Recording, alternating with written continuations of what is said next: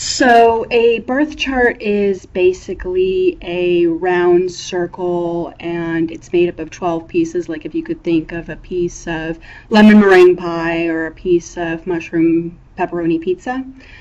And as you can see on the screen, it's a round circle and every single part of your life is divided up into 12 pieces, or it has 12 different parts to the circle, and each is called a house. So the birth chart has 12 houses.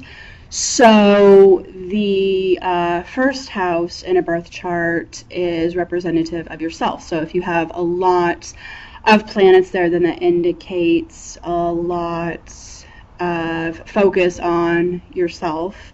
The second house in the birth chart represents money. The third chart, or the third house in the birth chart, is the house of education, ideas, intellect, and if you have any siblings, then that could also represent your relationship with your siblings, depending on what different planets you have in the third house. The fourth house represents the domestic life that you had when you were growing up. So I'd say through high school, through age 18, how you were raised. The fifth house represents creativity, and if you're really artistic, like if somebody had a whole bunch of,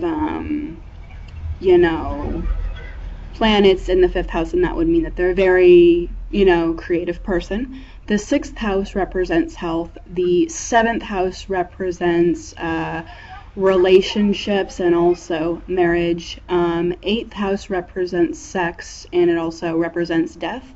So if you have planets in your eighth house, that could also help you understand how you're going to die. Ninth house is travel and fantasy and religion and, being into spirits and, stuff like that. 10th house is the house of career. 11th house is the most outgoing house.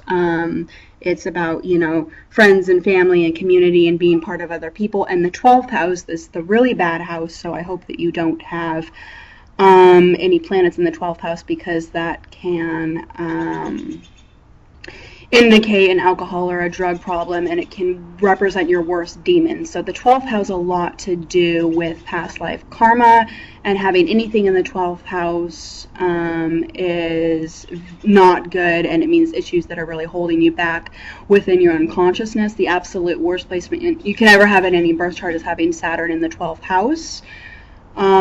So yeah, basically that's just the basics of a birth chart. I just explained that there are 12 different houses in a birth chart, and each house in a birth chart represents a different part of your life.